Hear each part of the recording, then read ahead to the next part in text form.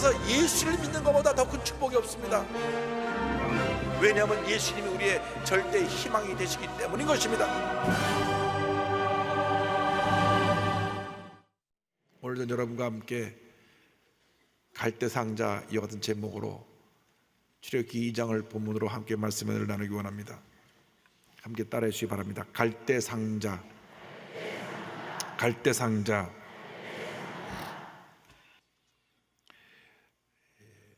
모세가 버려지게 된 그 삶의 시대적 배경은 이러합니다.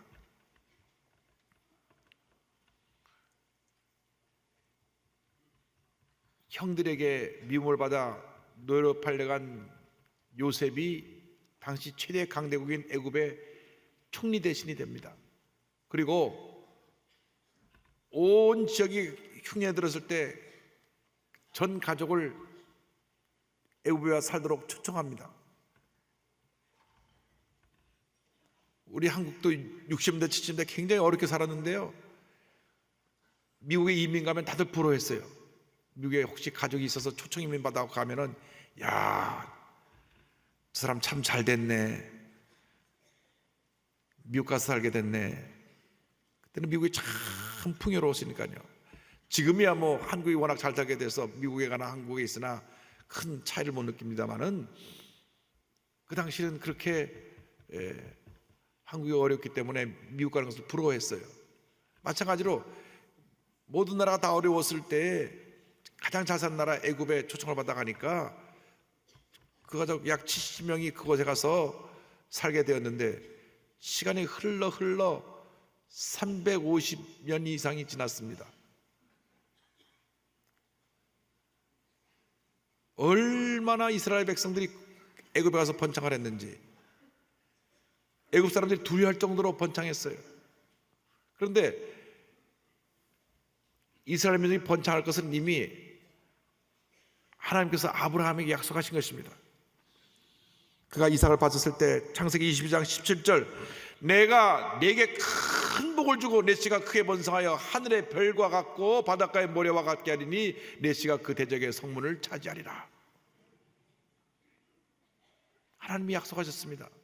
내가 내 이삭을, 아들 독자 이삭을 아끼지 않았으니 이제 너의 자손들이 하늘의 별과 같고 땅의 모래같이 숫자를 헤아릴 수 없을 정도로 많아질 것이다. 말씀대로 이스라엘 백성이 애굽에 가서도 번창했습니다.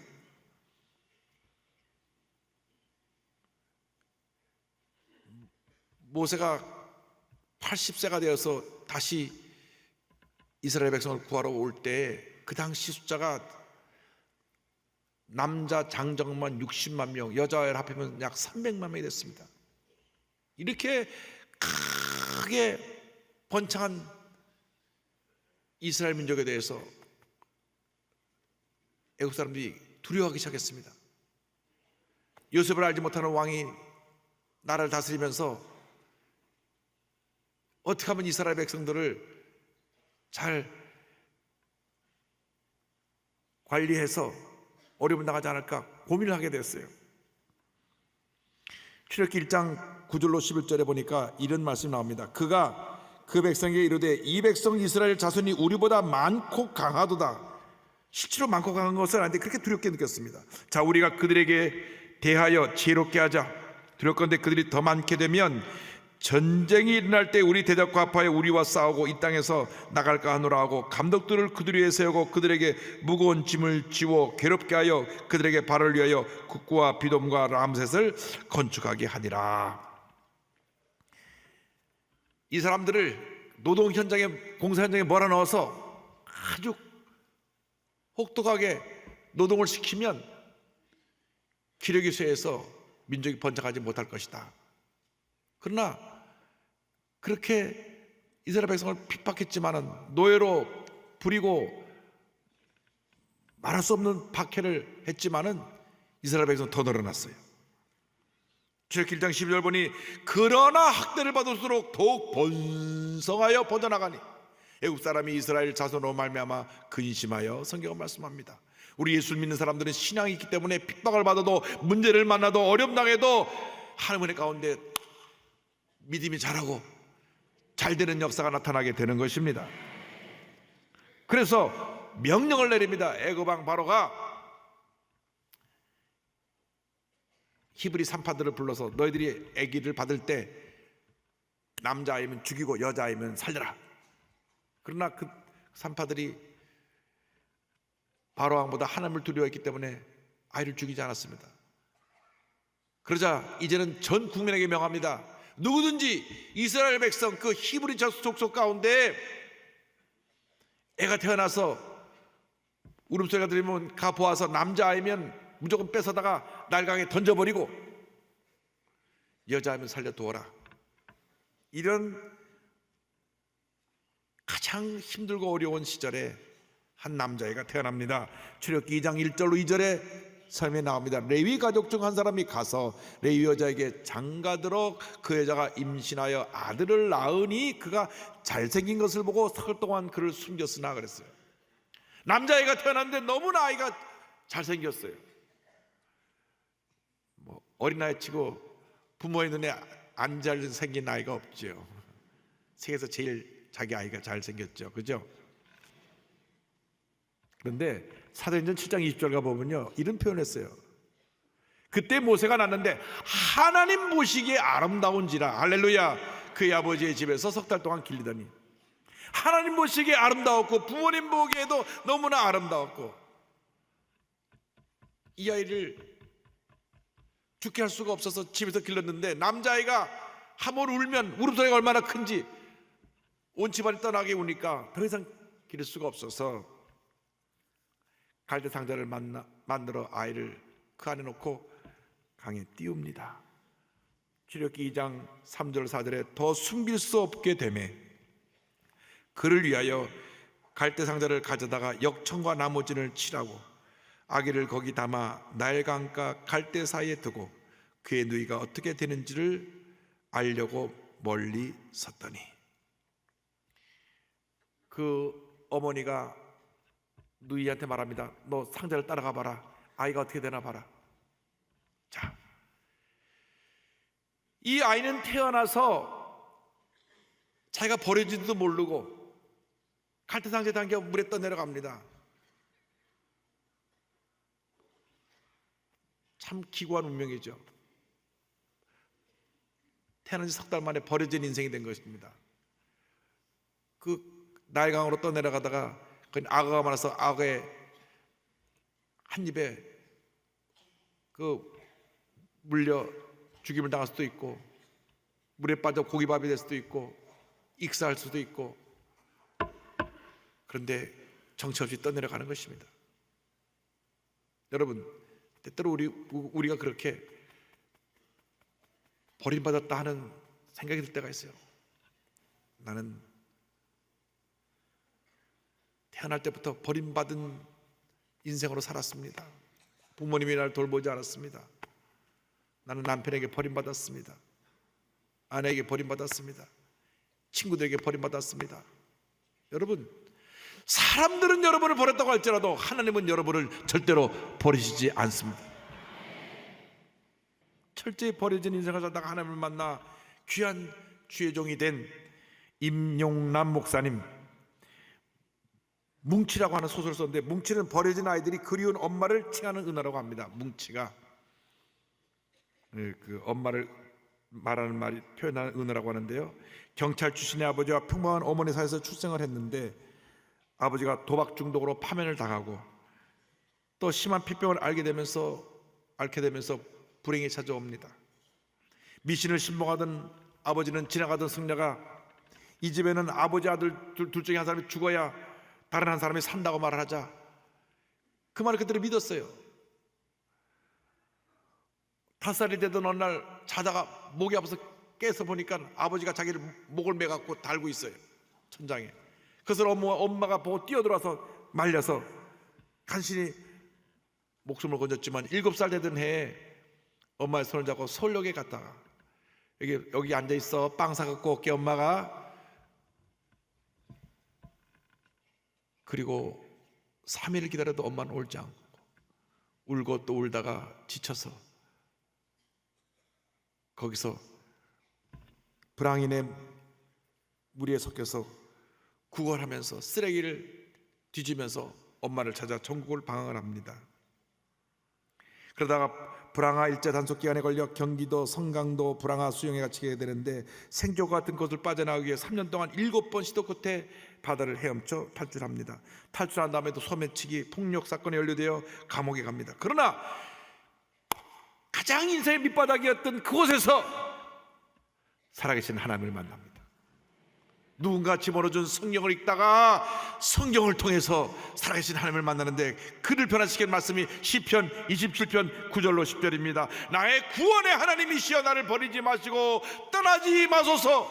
내 부모는 나를 버렸으나 야훼는 나를 영접하시리이다. 할렐루야. 이 말씀이 자기가 한 말씀으로 팍 붙여왔어요. 내 부모는 나를 버렸지만은 감옥 안에 들어있는 나같이 보잘것없는 죄인도 하나님은 사랑하셔서 나를 붙들어 주시고 영접해 주셨습니다. 할렐루야, 할렐루야. 눈물 흘리며 하나님을 아버지라고 부르며 기도하는데 성령이 임했어요. 방 안에 터져 나왔습니다. 감옥에서 나와서 그토록 보고 싶었던 어머니를 찾았어요. 어머니를 만나 어머니를 다 용서하고, 아버지는 그때 이미 벌써 돌아가시고 하나님 은혜 가운데 아름다운 아내를 만나 결혼하고 자녀를 두게 됩니다. 목사님 도움으로 신학교에서 목회자에게 가게 되고요. 그가 하나님 영광에서 많은 불신자들을 주님께로 인도하고 있는데 이런 고백을 했습니다. 18년을 어머니를 찾아 나선 길 끝엔 주님께서 기다리고 계셨어요. 아이러니하지만 지금 생각해 보면 애초에 제가 찾아 나섰던 것은 어머니가 아니라 주님이었습니다. 돌고 돌아온 인생 광야길에 답은 주님밖에 없다는 것을 알게 되었고, 주님은 모질게 버려진 제 인생을 감싸주셨습니다. 저는 하나님을 만나면 저주받은 인생도 변화되고 운명도 달라진다는 사실에 산 증인입니다. 할렐루야.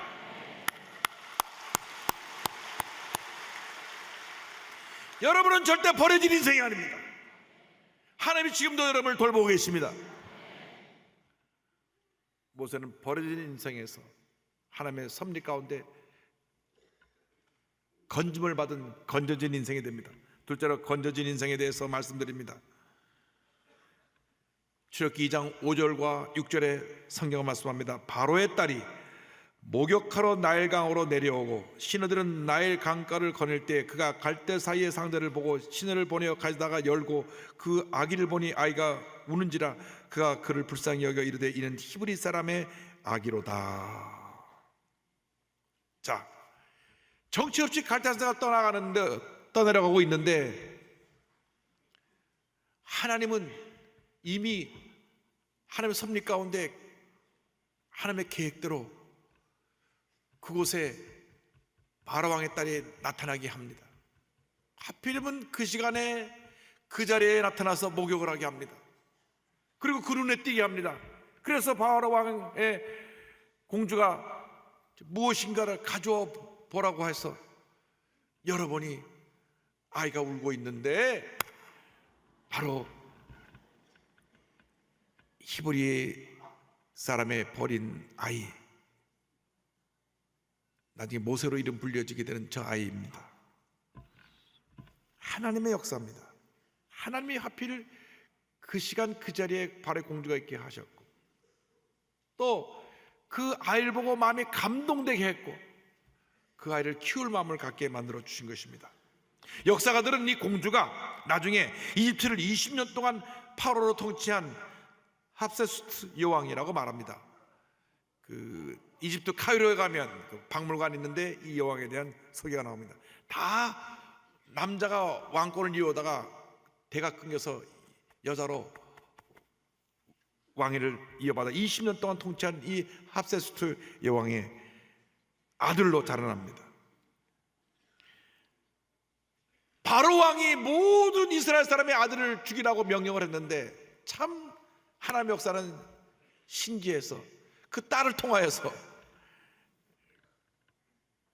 모세를 물에서 건져 구원해 주신 것입니다. 이것이 하나님의 은혜입니다. 우리는 하나님의 은혜가 없이는 살아갈 수가 없습니다. 고린도전서 15장 10절에 그러나 내가 나 된 것은 하나님의 은혜로 된 것이니. 할렐루야.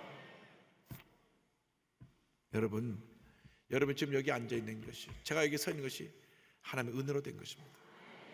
이제 은혜 받는 우리들은 서로 사랑하며 살아야 됩니다. 미워하지 말고 다투지 말고 물고 뜯지 말고 사랑하며 살아야 돼요.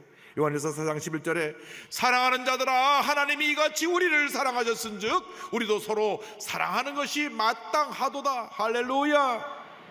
사랑이 없어서 가정이 파괴되고 교회에 분열과 다툼이 있고 우리 대한민국에 많은 상처가 입혀지고 있습니다. 노사 간의 갈등, 정치권에서 지역적으로 대립을 시켜놔서 지역 간의 갈등, 이 조그만 땅덩어리에 남북이 나뉘는 것도 너무나 우리가 안타깝고 서러운 일인데 또 남쪽을 남남 갈등을 만들어 가지고 동서 이념적으로 좌우하면서 끊임없이 갈등을 불러일으키는 이 안타까운 현실을 우리가 보면서 주여 우리 예수님 사람들이 그리스도의 사랑으로 이 사회를 치료하게 하시고 그리스도의 사랑으로 우리 가정을 치료하게 하시고 그리스도의 사랑으로 교회를 치료하고 회복시키는 그러한 우리들이 되게 하여 주옵소서.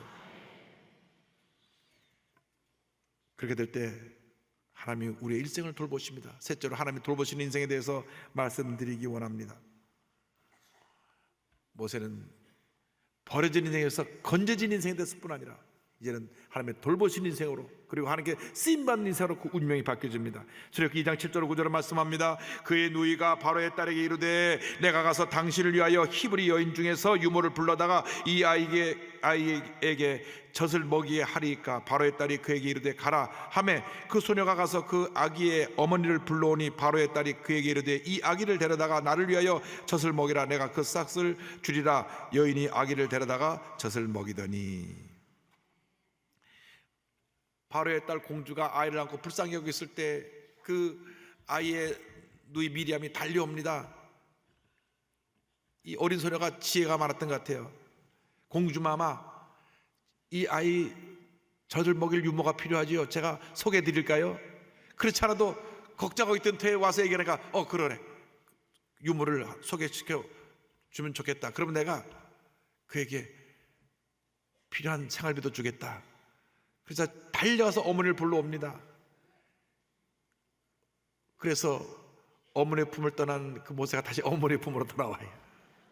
이것이 하나님의 섭리입니다. 할렐루야. 하나님께 돌립니다. 어머니 품에서 어머님 젖을 먹으면서 자라는데 바로 왕의 공주가 맡긴 아이이기 때문에 그 목숨도 보장되고 또 생활비도 넉넉히 받고, 할렐루야, 이게 은혜잖아요. 그런데 이 아이가 자라면서 어머니의 기도로 자랍니다. 늘 기도하고 막 기도하고 또 기도하고 또 기도합니다. 그래서 모세가 젖을 떼고 나서 바로의 궁전에 들어가지만은 항상 자기 마음속에 나는 이스라엘 사람이고 언젠가 이스라엘 백성을 구원해야 할 것이다. 할렐루야. 여러분, 하나님은 이렇게 우리와 함께 하십니다. 모세가 120년을 살았는데요, 40년 왕궁에 있을 때 하나님이 함께 하셨고 40년 광야에서 외롭게 양을 치며 하나님 앞에 깨질 때 그때 함께 하셨고, 다시 돌아와서 40년 이스라엘 민족의 출애굽 지도자가 되어서 가나안을 이끌 동안 하나님이 함께 하셔서 120년 동안 하나님의 놀라운 일을 이루셨습니다. 시편 121편 8절은 말씀합니다.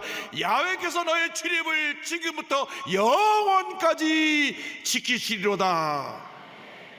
영원까지 지키시리로다.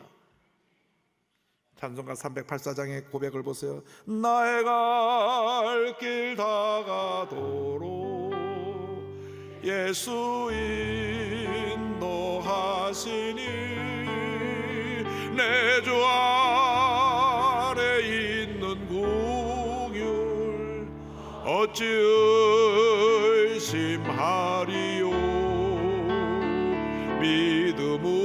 믿음으로 사는 자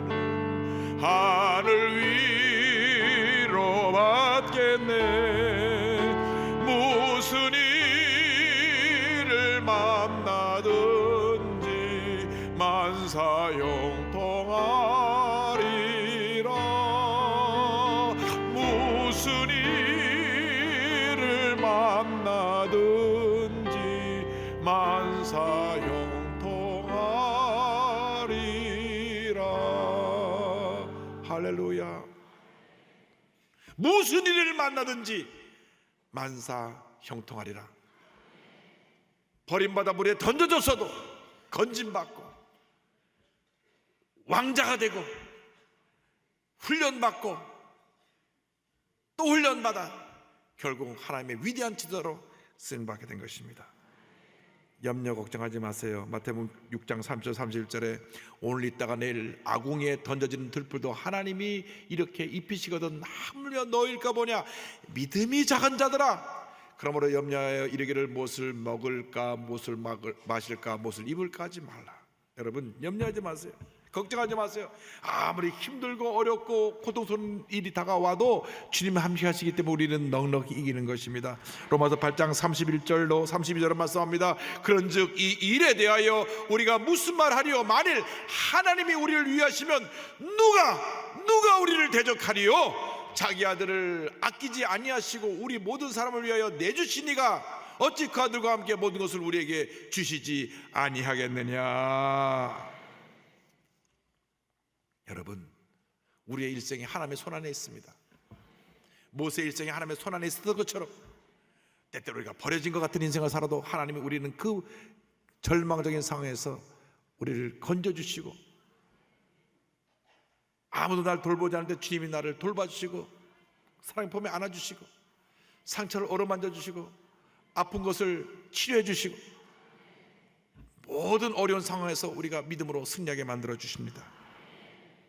사생아에서 선교단체 설립자로 쓰임받고 계신 위대한 하나님의 종 그렉 리빙스톤 선교사님 간증으로 말씀을 마칩니다.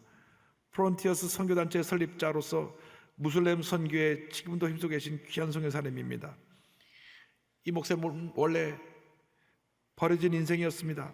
1940년 하버드대학 출신의 청년과 술집 댄서라는 하나같이 사이에서 하룻밤 사랑으로 태어난 아이입니다. 이 아가씨는 아이를 떼려고 했지만 아무도 그 아이를 어느 병원도 떼어주지 않아서 결국 아이를 낳고 나서 버립니다. 태어나자마자 바로 버림받은 아이는 이후 5군데 위탁가정을 전전하며 지납니다. 16살 되던 해였습니다. 고등학교 1년 선배인 주디에게 반하해서 토요일 밤 극장에 가자고 데이트 신청을 했는데 그 선배가 일요일 아침 극장에 가자고 답변이 왔어요. 그래서 일요일 아침 부푼 마음 가지고 선배와 함께 극장을 갔는데 알고 보니까 극장을 빌려서 예배드리는 교회였습니다. 선배를 따라갔다가 이곳에서 목사님을 통해 하나님 말씀 들으면서 예수님을 만납니다. 지금까지 자기는 버림받은 인생인 줄 알았는데 하나님이 자기를 사랑하고 계시고 자기를 돌보고 계신다는 사실을 깨닫게 되었어요. 그 당시를 이렇게 회상합니다. 그때 목사님은 창조주가 자발적으로 자기 생명을 희생제물로 내려놓았다고, 그것도 나를 위해, 자기처럼 버림받은 인생을 위해 그랬다고 말했다. 그 누구도 나를 위해 그런 일을 해준 적이 없었다. 내가 잘되기를 바라고 내게 관심을 가지고 있는 신이 정말 존재할까 나는 빠져들었고 이 모든 게 뭘 의미하는지 알아보기로 마음먹었다. 한 번도 누구한테 사랑을 받아보지 못했는데 하나님이 자기를 사랑해서 독생승자 예수님을 십자가 달려 죽게 하셨다는 이 말에 감동을 받았습니다. 그로 인해서 그가 하나님의 신실한 일꾼이 됩니다. 선배의 권유로 복음주의 계통의 기독교 대학인 위튼 대학에 입학을 했고 또 시카고에 있는 무디 바이블 인스티튜트의 철학기도에 참석해서 기도하는 가운데 모슬렘 선교에 대한 비전을 듣게 되었습니다. 그래서 그때부터 중동 선교, 모슬렘 선교를 꿈꾸고 50년 동안 27곳을 다니며 그의 사역 전체를 무슬렘 선교에 힘씁니다. 하나님께서 중동 선교의 비전을 가진 의대생 셀리를 만나 결혼하게 하셔서 같이 선교 사역하는데 1982년에는 국제 프론티어스 선교를 설립하고 이 선교를 통하여 아프리카, 아시아 50여 개 나라에 1,300여 명의 선교사를 그리고 120교회 이상의 토착교회를 세우게 하셨습니다. 초기에 오임 선교의 토대를 다지는데도 귀하게 쓰임을 받았고, 지금 고령에도 불구하고 열심히 무슬림 사역을 하고 계신 귀한 선교사님, 버림받은 인생에서 쓰임받은 인생으로 바뀐 이 선교사님의 저서 끝에 이와 같은 복음성가를 인용하고 있습니다. 이 산꼭대기에 서서 우리가 얼마나 멀리 왔는지 바라보며 걸음마다 당신이 함께 했음을 느낍니다.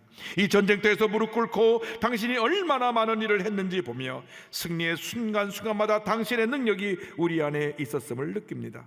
상처와 투쟁이 그 길에 있었지만 기쁨으로 우리의 심장은 말할 수 있어요. 그래요, 우리의 심장은 말할 수 있어요. 단 한 번도 우리는 혼자 걷지 않았음을, 단 한 번도 우리는 홀로 버려진 적이 없었음을. 하나님, 당신은 신실하신 분, 당신은 신실하신 분. 할렐루야. 하나님께 모든 영광을 돌립니다.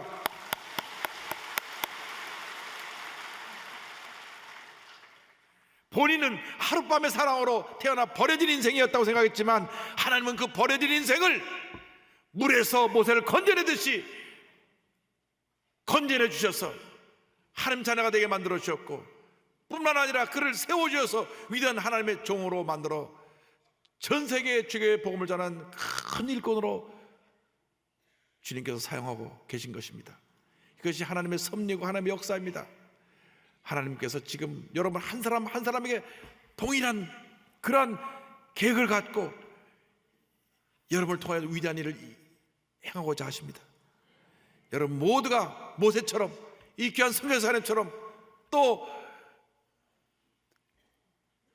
감옥에서 예수를 만나 변화받은 목사님처럼 여러분 일생에 주님의 손에 붙들려 위대하게 쓰임받는 하나님의 일꾼들이 되시기를 주님의 이름으로 축원합니다. 축원합니다. 축원합니다. 기도하겠습니다.